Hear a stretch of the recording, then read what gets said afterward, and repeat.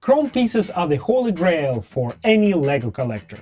They look incredible, they're vanishingly rare, and LEGO barely makes them anymore. Used chrome pieces with light scratches will cost you £10–15 at Bricklink. But even more pieces are in bad shape. The chrome paint flakes off after some time. For LEGO Star Wars fans, chrome is even more essential, thanks to the beautiful ships from the planet Naboo. Who wouldn't want a chrome N-1 Starfighter or a sleek model of the Nubian Royal Starship?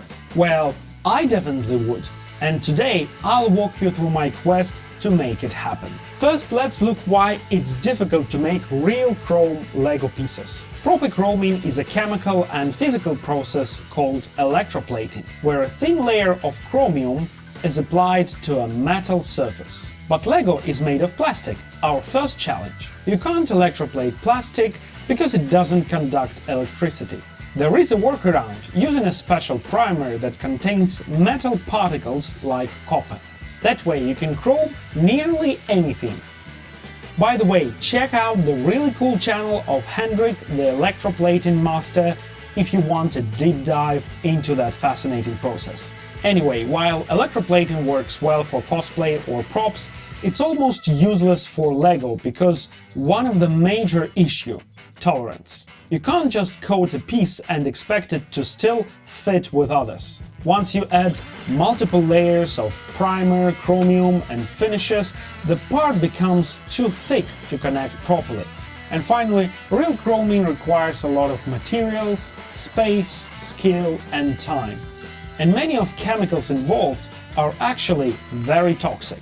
I'll try to make the next best and cheapest option. The obvious budget option is painting, but after reading some forums and social media posts, I was a bit hesitant. People say it's nearly impossible to get an even coat unless you're a car painting professional.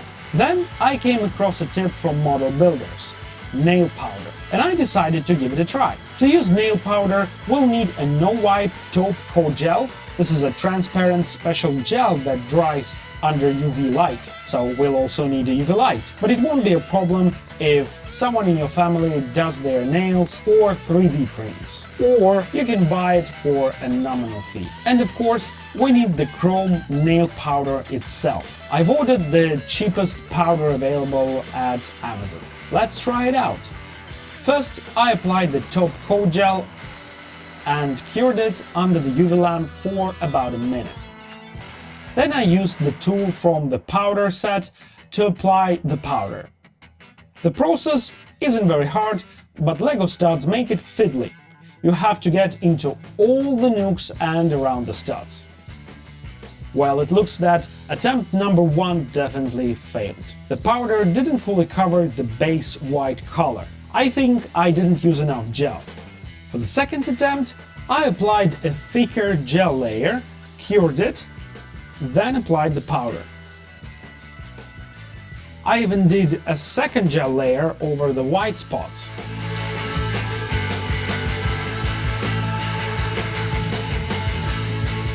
The final result looked okay, the piece became shiny and you can still connect it with other parts, although it's a bit harder now, due to the extra layers.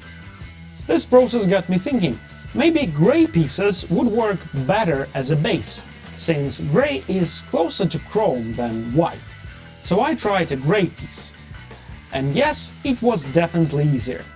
While the powder didn't attach perfectly everywhere, it's way less noticeable. Then I read online that chrome looks best over black base. So I bought black gel and tested it on the first piece after cleaning it a bit. It's easier to work with black gel as you can clearly see where it's been applied. As a final experiment, I took a black LEGO piece and applied transparent gel on it. Let's see how that turned out.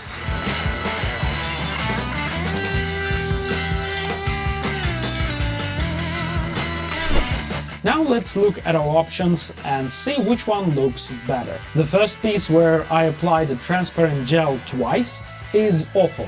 Layering is uneven and you can barely see the logo on studs. I don't like it at all. The second piece was covered with black gel once, and it definitely looks better than the first one, although you can see unevenness too.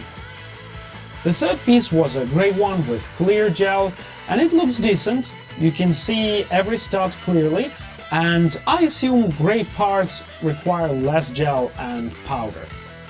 I didn't cover that well the last black piece. You can clearly see black spots here, but I think it looks the most chrome than the others. Other parts look more silvery. So this option is good too, but I'll need to work on my technique if I'm gonna use that one. All pieces can still be connected, though it's a bit tougher now. In all honesty, considering all the materials and effort involved, none of these options were fully convincing to me. So I decided to spray paint anyway. I bought a British-made chrome effect spray paint. It is quite affordable. I used a large cardboard box from my Venator set as a makeshift spray booth. Before painting, don't forget about safety, keep your premises well ventilated and use a respirator. Just put one layer from all sides and leave it for at least an hour to dry out. That was fairly easy and the result looks great. One thing I found out is the paint sticks to fingers even after drying out, so I put the second layer of a clear lacquer. Feeling confident, I finally set out to fulfill my dream. I bought a used 2014 N-1 Starfighter set on eBay. No chrome parts in it, of course, so I'll make my own.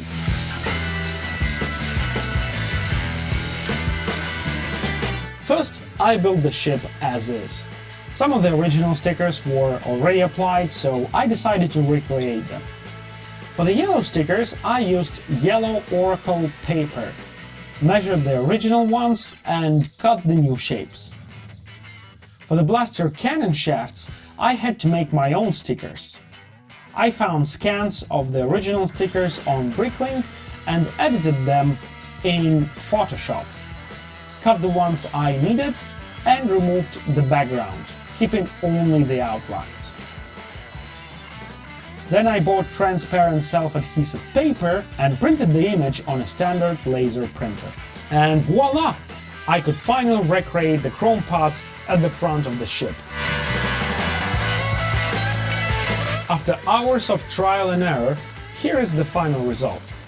Whether it looks truly chrome or not, I think this is way better than it was originally with grey pieces, so I'm fully satisfied with the outcome. Did you enjoy my chrome Lego experiments? If yes, subscribe to the channel, hit that bell, and next time I'll make the C-3PO set gold.